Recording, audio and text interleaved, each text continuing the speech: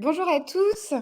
Alors, bonjour à tous, j'espère que vous m'entendez bien. Bienvenue à la webconférence organisée par Illico Veto et Conseil Veto sur le thème le CBD, une vraie révolution pour les chiens et les chats. Alors, on va laisser les gens arriver petit à petit, se connecter. Je vois que vous êtes bien nombreux aujourd'hui, c'est super. C'est un sujet qui a levé les foules, donc c'est top qu'on puisse vous proposer des sujets qui vous intéressent autant. Alors, le temps que tout le monde rentre calmement, je vais vous présenter un peu l'équipe qui va vous accompagner aujourd'hui pour cette conf. Alors, tout d'abord, notre vétérinaire conférencière, le docteur Camille Carlier. Bonjour Camille et bienvenue. Bonjour. Bonjour. Alors, Camille, elle est diplômée de l'École nationale vétérinaire de Toulouse et c'est aussi la cofondatrice d'une marque qui s'appelle Le Chien du Bassin. C'est une marque de produits de CBD uniquement distribués dans le réseau vétérinaire. Voilà. Ensuite, le docteur Clément Leroy, Bonjour Marie, bienvenue à tous. qui est vétérinaire aussi et surtout vétérinaire conseil chez Illico Veto, qui va se charger aujourd'hui de gérer la modération de cette webconférence. Donc, je vous invite vraiment toutes et tous à nous envoyer vos questions au fur et à mesure de la webconférence. Pour ceux qui nous suivent sur un téléphone, je crois qu'en bas à droite de votre écran, vous avez 3 petits points. Il faut cliquer dessus, puis cliquer sur « Poser une question ». Voilà, ça nous permettra d'organiser les questions pour la dernière partie de la conf. Et enfin, moi, je suis Marie Loiselet et je suis la directrice marketing chez Illico Veto. Voilà. Ah oui, juste pour rappel, cette webconférence s'organise en 2 temps. On va commencer par 20-25 minutes de présentation par le docteur Carlier, puis par 10-15 minutes de questions-réponses. Voilà. Donc, n'hésitez pas, comme je le disais tout à l'heure, parce que je vois qu'il y en a certains qui nous rejoignent dès maintenant, à poser vos questions pendant la conf. Je laisse la main au docteur Carlier et je vous récupère tout à l'heure. Merci Marie. Donc bonjour à tous. Donc déjà, puisqu'on va parler de CBD, je pense qu'il faut avant tout le définir et définir aussi ce qu'est le chanvre. Donc le chanvre, c'est vraiment la plante qui contient le CBD et tous les autres phytocannabinoïdes. Donc comme on peut le voir sur cette petite image, il y a 2 types de chanvre. On va avoir le chanvre à fibre, donc on peut voir derrière, et le chanvre à résine, qu'on peut voir devant, avec, qui est très bien imagé avec cette feuille de cannabis. Il faut bien distinguer les deux. Le chanvre à fibre, c'est un chanvre qui est utilisé depuis des siècles et des siècles pour la construction, pour créer des habits, pour faire des cordes, et qui est encore utilisé aujourd'hui pour toutes ses propriétés. À ne pas confondre du coup avec le cannabis, qui est un chanvre qui produit énormément de résine. Et c'est ces résines, si vous voulez, qui contiennent le plus de drogue, à savoir le THC, qui est un autre phytocannabinoïde, comme le CBD. Le chanvre est une plante qui, comme toutes les plantes, est composée de plusieurs molécules, à savoir les terpènes, les flavonoïdes et les phytocannabinoïdes, chacune d'entre elles étant responsable de différentes propriétés et pouvant très bien tout ensemble travailler. Donc les phytocannabinoïdes, aujourd'hui, on en a trouvé environ 140. Donc on parle beaucoup du THC, qui finalement est la drogue. Le THC, c'est ce qu'on fume, hein, c'est ce qui est récréatif, et c'est ce qui est aujourd'hui complètement interdit en Europe et en France. Le CBD, c'est une autre molécule dont on parle de plus en plus et qui va être vraiment le sujet de cette présentation, dont on va parler. Mais il faut savoir voilà, qu'au total, il y en a 140. Donc, elles ne sont vraiment pas toutes seules, quoi. Le CBD, est-ce que c'est légal? Justement, on parle de THC, on parle de drogue. Aujourd'hui, en Europe et en France, on peut utiliser en fait le chanvre grâce à plusieurs indications. C'est-à-dire que le chanvre qu'on va utiliser pour réaliser notre produit, il doit figurer sur une liste de semences autorisées par l'Union européenne. Sur cette liste, il n'y a que des chanvres à fibres et pas des chanvres à résine, donc pas de cannabis, et que des chanvres, si vous voulez, donc qui vont créer plus de CBD que de THC. Cette liste, elle contient 22 plantes autorisées. Sur ces plantes-là, on ne peut pas utiliser les fleurs de ces plantes. On ne peut simplement utiliser que les graines et les fibres. Aujourd'hui, l'utilisation et la consommation des fleurs en France est strictement interdite. Enfin, la teneur en THC de la plante qu'on va cultiver, récolter pour réaliser notre produit, elle doit être inférieure à 0,2%. Attention, c'est la teneur en THC de la plante qui doit être inférieure à 0,2%.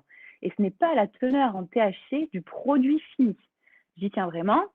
Sur un produit quelconque au CBD sur lequel il y a écrit en gros THC inférieur à 0,2%, ok, mais c'est la plante qui doit être inférieure à 0,2%.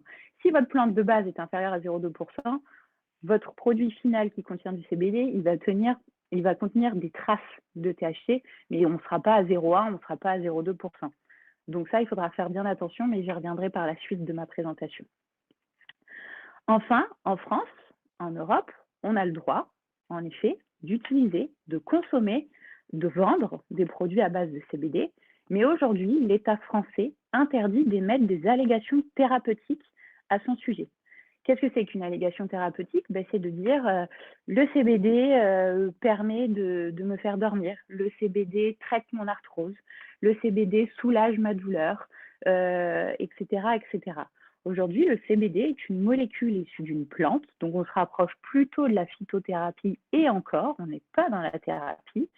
C'est vraiment une molécule confort, mais ce n'est pas quelque chose qui va viser à soigner les humains ou même les animaux. On reviendra là-dessus.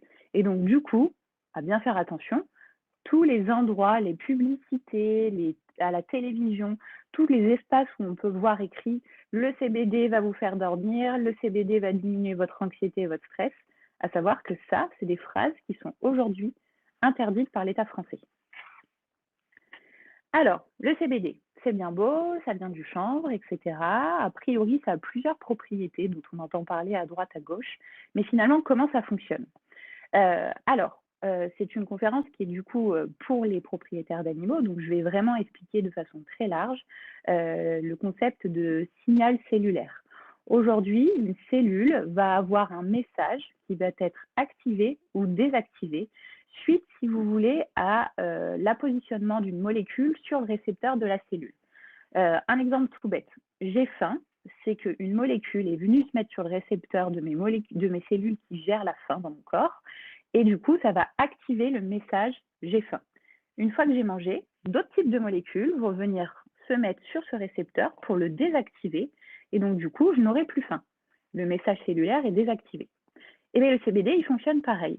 Il vient se positionner sur certains récepteurs dans une multitude de cellules et il vient activer et désactiver des messages cellulaires. Ces cellules, comme elles sont multiples, eh bien on va avoir une multitude de propriétés possibles.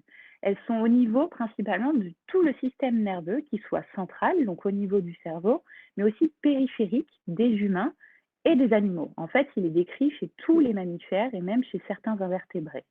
C'est-à-dire que puisque ces cellules sont au niveau du cerveau, de la moelle épinière, de nos nerfs, on va avoir vraiment des propriétés qui vont être réparties sur l'ensemble de notre corps.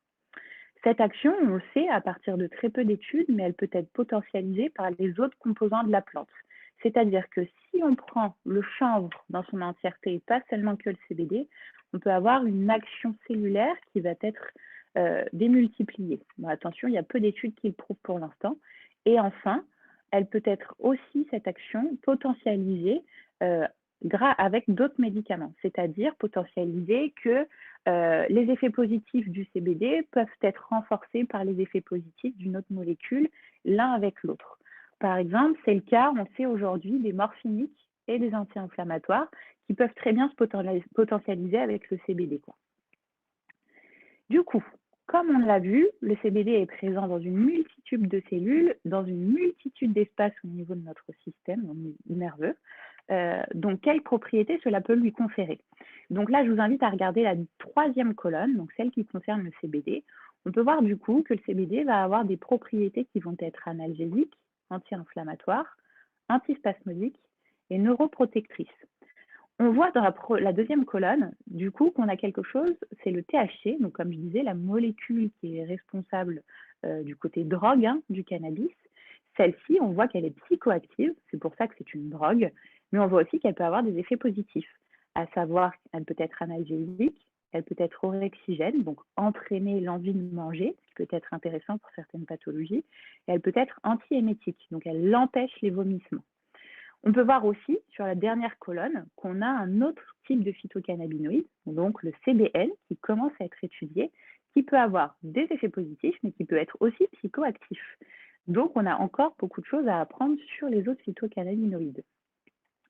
Du coup, compte tenu de ces propriétés, quand peut-on avoir recours au CBD pour les animaux? Le CBD, du coup, comme on le disait, pas d'allégation thérapeutique possible. Donc aujourd'hui, on peut l'utiliser pour améliorer le confort de vie de notre animal, son bien-être, grâce aux propriétés qu'on vient de citer. Donc, on peut par exemple penser que grâce à ces propriétés analgésiques et anti-inflammatoires, on pourra améliorer le confort de vie d'un animal qui est arthrosique, d'un animal qui est en fin de vie et qui a de multiples douleurs, d'un chat qui souffre d'hyperesthésie féline, etc., etc. Mais on peut aussi imaginer que du coup le CBD peut être intéressant dans le cas d'animaux qui souffrent de troubles neurologiques, à savoir par exemple des animaux épileptiques, mais aussi des vieux animaux qui commencent à devenir séniles, ou enfin d'animaux qui souffrent de certains types d'anxiété. Et enfin, la dernière propriété qui est la propriété antispasmodique, donc peut être intéressante pour des animaux qui souffrent de douleurs digestives, de vomissements chroniques, etc., etc. Mais attention, le CBD est souvent administré sous forme d'huile et les huiles en grande quantité peuvent être assez inintéressantes sur des pathologies digestives, des pathologies par exemple au niveau du pancréas, au niveau de l'estomac, etc.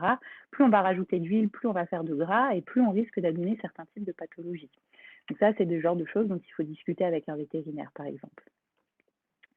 Enfin, on a vu grâce à ce petit tableau aussi que le CBD ne possédait pas de propriétés psychoactives, contrairement au THC. Et c'est exactement pour ça qu'aujourd'hui, on peut l'utiliser, le revendre et le consommer en Union européenne. Mais on a vu aussi qu'on avait d'autres phytocannabinoïdes. Comme je disais en début de présentation, on en a environ 140. Donc 140 phytocannabinoïdes encore à étudier, ça veut dire qu'on a encore une multitude de propriétés pour le chanvre à découvrir pour l'instant. Mais on ne les a pas encore découvertes pour l'instant et on ne les a pas encore étudiées. Donc ça va vraiment être un travail à faire sur les prochaines années qui risque d'être forcément très intéressant. Justement, en parlant d'études, aujourd'hui, ce qu'il faut bien comprendre, c'est que le CBD est une molécule qui est vraiment récente en termes d'études.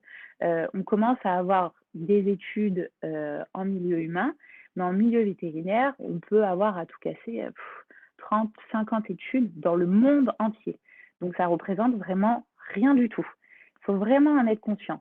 Et le peu d'études qui est réalisé sur vraiment un très faible nombre d'animaux.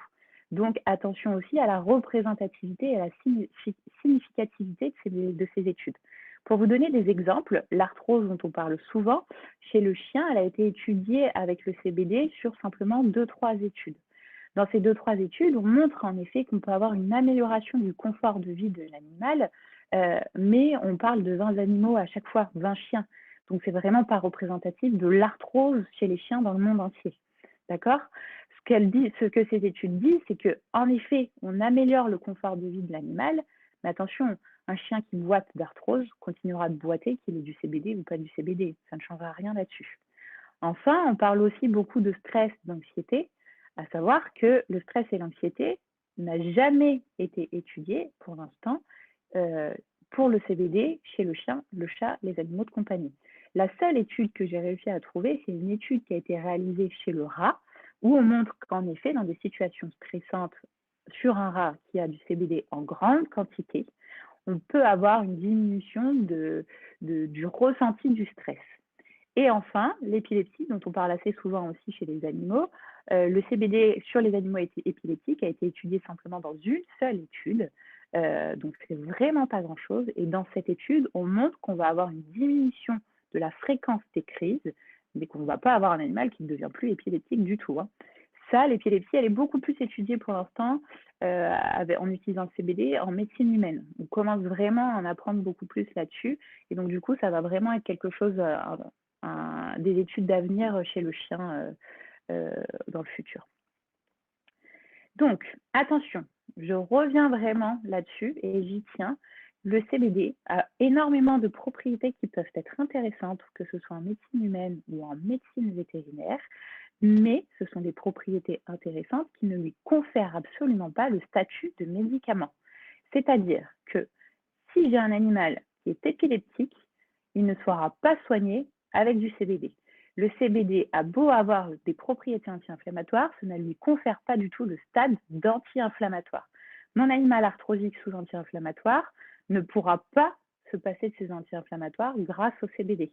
Le CBD n'est ni un traitement et ne vise absolument pas à soigner votre animal, et le traitement qu'il possède actuellement ne pourra être remplacé par le CBD. Le CBD va pouvoir être rajouté à un traitement déjà en cours, un traitement pour l'épilepsie, un traitement pour l'arthrose, va pouvoir même peut-être se potentialiser avec les anti-inflammatoires que votre animal va avoir, mais en aucun cas, on ne peut remplacer son traitement actuel. D'accord? C'est vraiment une molécule confort, une molécule qui peut améliorer le bien-être de votre animal, mais ce n'est pas un traitement, ce n'est pas un médicament. Donc, attention à ne pas croire tout ce qu'on peut lire et entendre sur le CBD, quoi. Donc, le CBD en pratique, on a vu qu'il possédait des propriétés très intéressantes, des propriétés qu'on peut rajouter à un traitement pour améliorer le confort de vie de notre animal. Donc, comment on fait? Déjà, première chose, la concentration du CBD. On voit souvent 5, 10, 15%. Chez les animaux, on retrouve des concentrations de 3 à 20%. Attention, cette concentration doit impérativement apparaître sur notre produit à base de CBD. S'il n'y a pas de concentration, passez votre tour. La concentration, qu'est-ce que c'est finalement? C'est le taux de CBD en milligrammes qui est contenu par goutte de produit. Par exemple, j'achète une huile dosée à 5%. Dans cette huile dosée à 5%, je saurai que dans une goutte de cette huile, j'aurai 2 mg de CBD. Donc, en fonction de la quantité que je dois administrer à mon animal, je saurai combien de gouttes je dois lui administrer par prise. Comment l'administre? Là encore, c'est quelque chose de très, très important. Puisqu'on sait que la voie d'administration des cannabinoïdes, elle se fait par voie sublinguale, donc sous la langue, ou gingivale. Pourquoi ces voies-là? Parce que ça fonctionne un peu comme un suppôt. Ça doit venir directement au niveau des vaisseaux pour être pleinement efficace.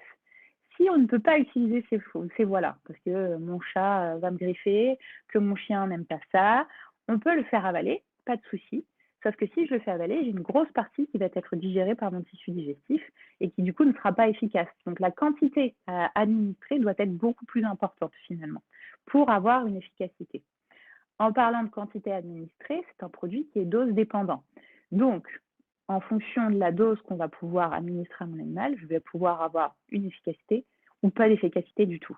Et d'ailleurs, souvent, sur les produits, les quantités administrées sont beaucoup trop basses pour avoir une quelconque efficacité réellement. Aujourd'hui, on sait qu'on peut aller jusqu'à 8 mg kg par jour de CBD. Pourquoi? Parce qu'au-dessus, pas d'études. Donc, on ne sait pas ce qui se passe au-dessus. On ne sait pas s'il va y avoir des effets indésirables. On ne sait rien. Enfin, on sait que la durée d'action, elle est rapide et elle est courte. Mon animal prend du CBD, on va avoir une action dans les 30 minutes qui vont suivre, mais on va avoir une action qui va être fugace. De 3 à 5 heures, je n'aurai plus d'action. Donc, ça nous entraîne une fréquence d'administration qui peut être aussi assez redondante, 1 à 4 fois par jour. Enfin, existe-t-il des effets indésirables?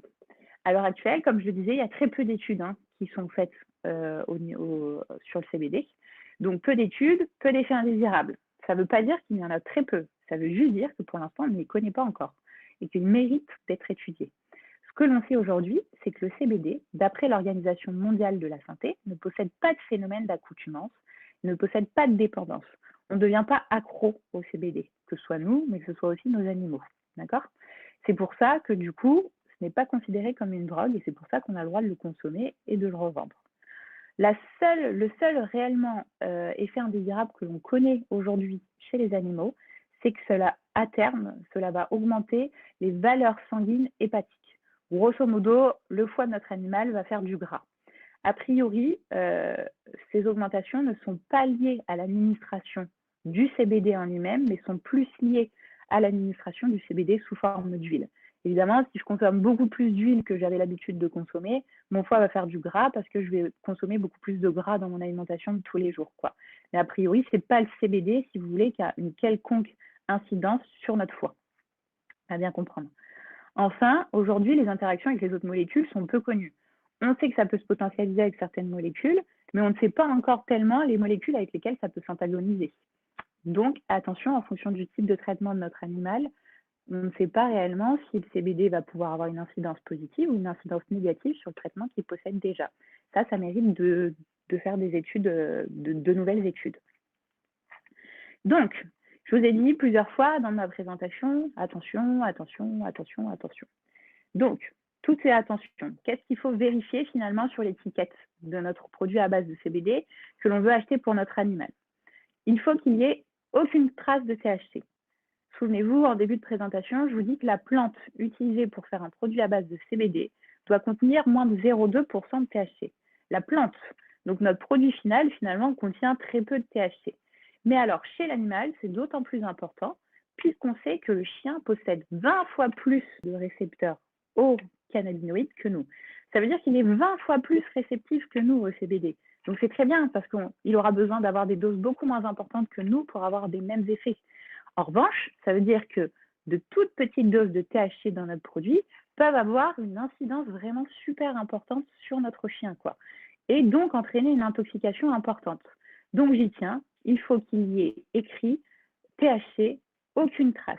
Et il faut que ce soit écrit parce que notre chanvre, il contient du THC. Donc s'il n'y a rien d'écrit sur notre étiquette, on n'a aucune idée finalement de la quantité de THC qui est à l'intérieur. Aujourd'hui, l'étiquette, même si on contient que des traces de THC, ça doit être écrit, traces de THC. Enfin, il faut aussi que notre étiquette, si vous voulez, elle indique le type de cannabinoïde présent à l'intérieur de notre produit. C'est-à-dire, est-ce que c'est du CBD? Est-ce que c'est d'autres cannabinoïdes présents avec le CBD? Et en quel pourcentage? S'il y a écrit cannabinoïdes au pluriel, on ne sait pas réellement de quel type de cannabinoïdes on parle. Et les cannabinoïdes, ça peut être le THC. Donc, on ne peut pas savoir ce qu'il y a réellement dedans. Enfin, quelle est la traçabilité et l'origine de ces cannabinoïdes? À savoir qu'aujourd'hui, la France est le 3e producteur mondial de chanvre. Ça veut dire qu'on fait partie de ceux qui en produisent le plus. En effet, on produit pour la construction, on produit pour l'isolation, on produit pour plein de choses.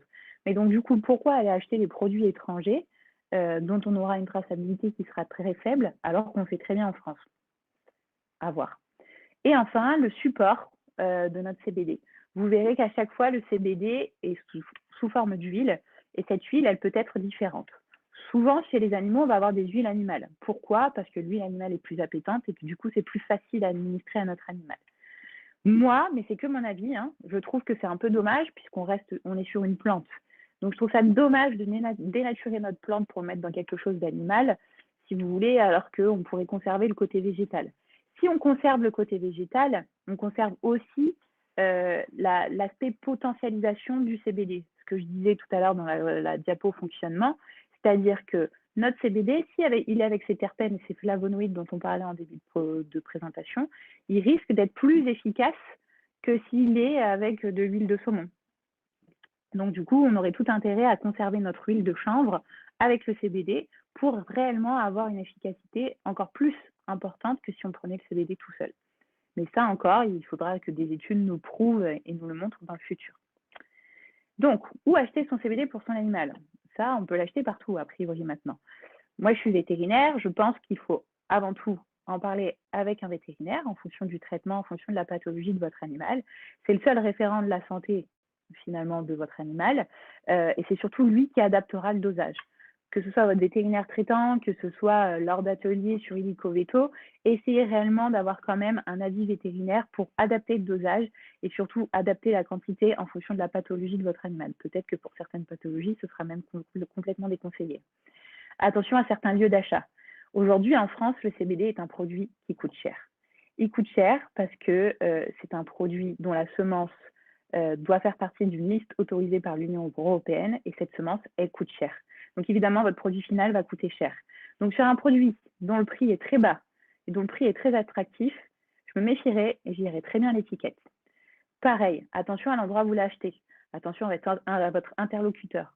Il doit être formé sur le CBD, je suis d'accord, mais il doit être formé sur le CBD chez les animaux. Comme on l'a vu, il y a plusieurs choses à faire attention chez l'animal. Et enfin, attention aux produits issus de la consommation humaine. Ils sont souvent inadaptés à la consommation animale à cause de cette teneur en THC. Donc, attention à bien vous méfier de tout ça. Voilà. Donc, du coup, pour conclure, on a vu que le CBD avait de multiples propriétés qui pouvaient être très intéressantes dans l'utilisation chez les animaux. Mais on a encore énormément d'aspects à étudier, énormément de choses à comprendre, énormément d'effets indésirables à rechercher, de posologie à trouver. On n'a pas de notice d'utilisation encore pour le CBD chez les animaux, et celle-ci, il va falloir qu'on l'étudie. Donc aujourd'hui, notre CBD est un produit de confort, un produit qui vise à améliorer le bien-être de notre animal, mais ce n'est absolument pas un médicament. Ça ne remplacera pas un médicament et ça ne soignera pas votre animal. Donc attention aux remèdes miracles, attention aux phrases miracles, attention au le CBD va soigner l'arthrose de votre animal, le CBD va diminuer l'anxiété de votre animal. Lisez bien ce qui est écrit, parce que souvent c'est interdit par la loi, et surtout lisez bien les étiquettes pour savoir si ça peut réellement être donné à votre animal. Voilà. Un grand merci, docteur Carlier, pour cette présentation très claire, très pertinente. On a reçu plein de questions. Alors, on va enchaîner tout de suite. Alors, les 3 premières questions sont des questions qu'on a reçues en amont de personnes qui ne pouvaient pas forcément se connecter aujourd'hui. La première question, c'est une question de Chantal qui nous demande si le CBD peut aider à diminuer les crises d'épilepsie chez son chien qui est déjà sous traitement. Alors, vous avez déjà répondu un petit peu. Peut-être que vous pouvez lui répondre quand même rapidement.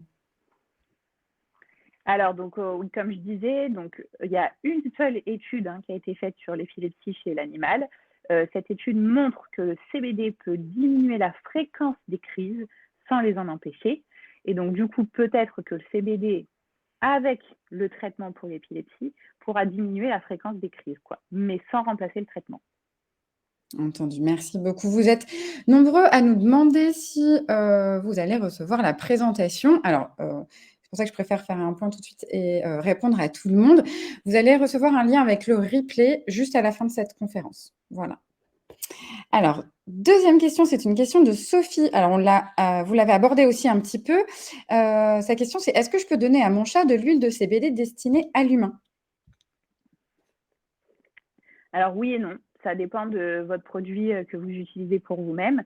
Si c'est un produit qui contient 0 trace de THC, pourquoi pas? Si c'est un produit qui contient quelques pourcentages de THC, je ne le ferai pas. Entendu. Une question de Carmen qui nous explique que son chien a été malade de la vésicule à l'âge de 12 ans. Son foie reste fragile. Est-ce que le CBD peut lui être donné compte tenu de sa santé? Alors ça, j'en ai parlé rapidement aussi. En effet, le CBD a des propriétés qui sont antispasmodiques, mais le CBD aujourd'hui en France, on le donne sous forme d'huile. Rajouter beaucoup d'huile dans l'alimentation d'un animal qui a un problème au niveau du foie et de la vésicule biliaire, c'est renforcer son alimentation avec du gras.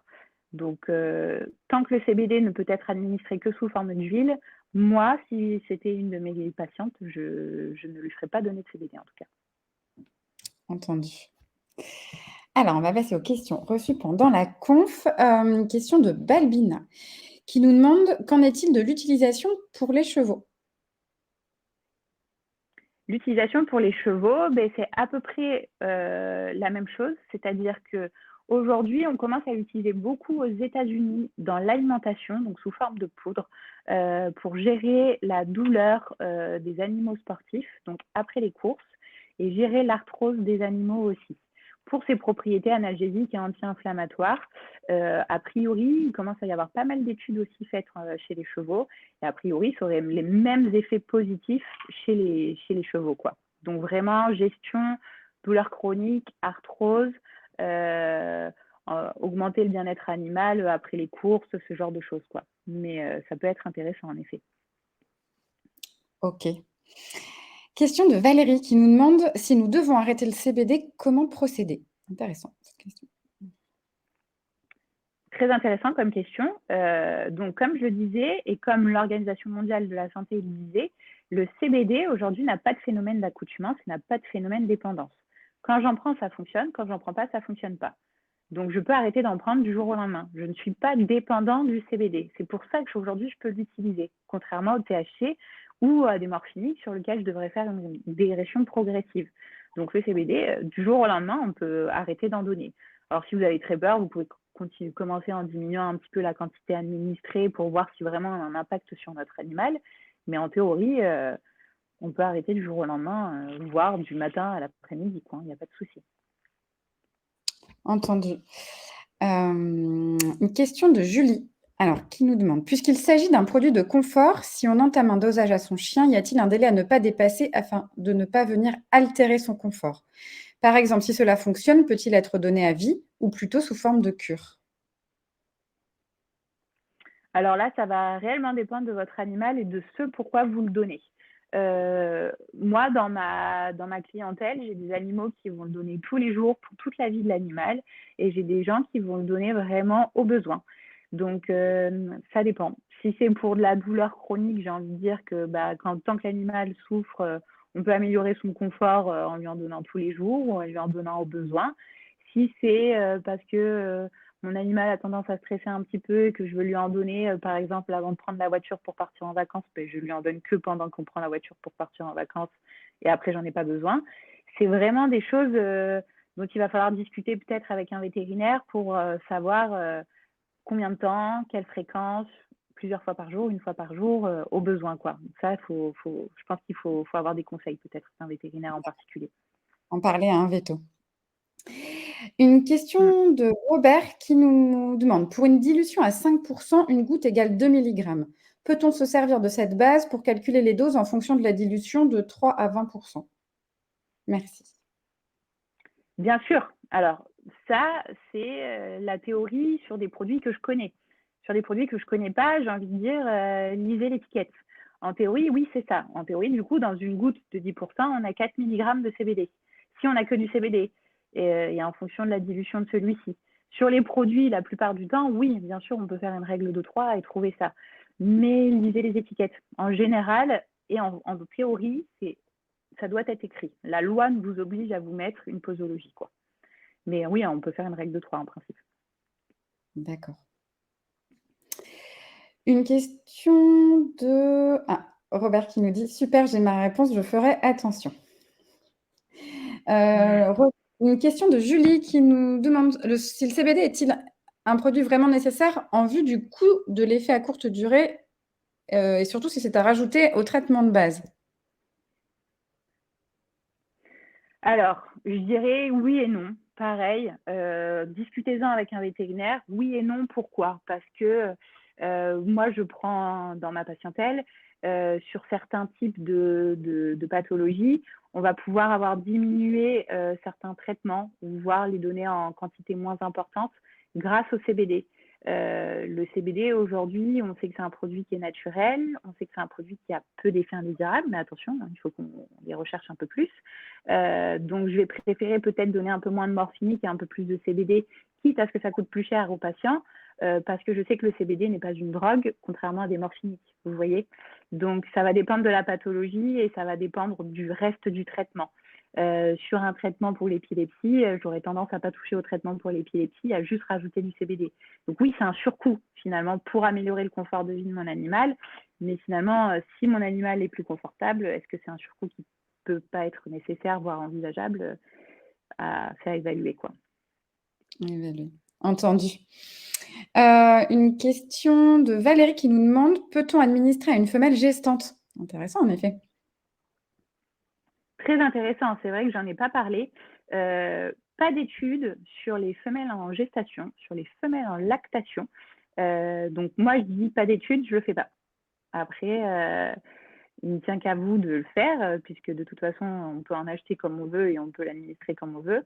Moi, en tant que vétérinaire, sur des animaux qui sont en gestation, en lactation, je ne le fais pas. Sur des animaux qui ont des problèmes digestifs, hépatiques, pancréas, estomac, je ne le fais pas.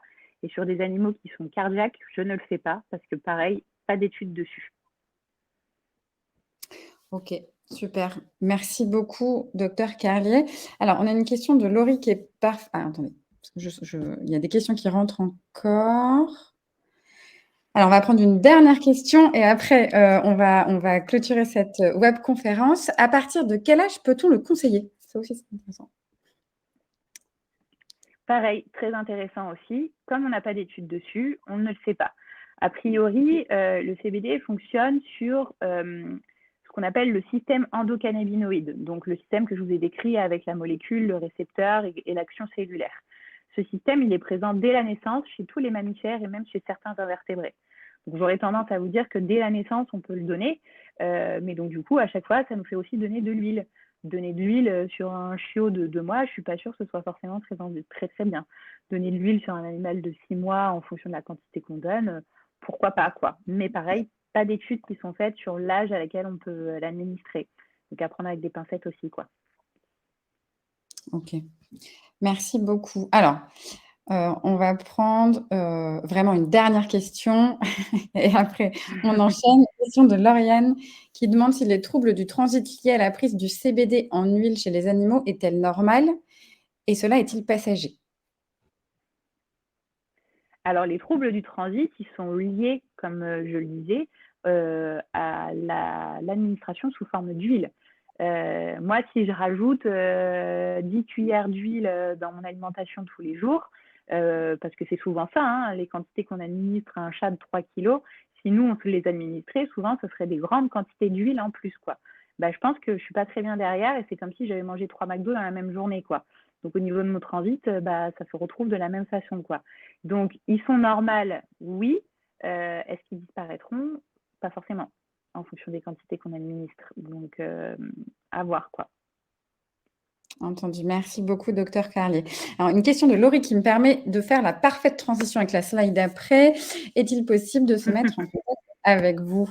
Alors, tout à fait, sur Illico Veto, on organise ce qu'on appelle des ateliers premium. Si vous avez envie d'aller plus loin sur le sujet du CBD, le docteur Carlier organise des visios, ce sont des petits ateliers en face à face, en one-to-one. Pour tous ceux qui sont intéressés, n'hésitez pas à m'envoyer un mail à marie@illicoveto.com et je vous enverrai toutes les informations pratiques. Voilà. Et une autre question de... Il y avait une autre question de Laurie qui demandait quelles sont les autres formes que l'huile. Eh bien voilà, parfaite transition encore une fois. Pour ceux qui nous ont rejoints, parce que je sais qu'il y a des habitués de nos webconférences et je les remercie beaucoup d'être aussi assidus. Pour les nouveaux, Illico Veto, c'est quoi? C'est un écosystème qui propose à la fois des produits et des services pour aider les propriétaires à bien prendre soin de leur animal de compagnie. Au sein de notre boutique, on propose une sélection de produits qui sont sélectionnés par notre équipe de vétérinaires. Donc, ça vous assure que ce sont des produits premium et validés par des vétérinaires. Pour les participants à cette webconférence, nous vous offrons 10% de réduction sur toute notre gamme CBD avec le code HAPPYCBD. Et ce, jusqu'à la fin de la semaine. Donc, je vous invite à noter ce code. On propose, vous retrouverez sur notre site des huiles pour grands, moyens et petits chiens, des huiles pour le chat, des friandises, mais aussi des pâtés. Voilà.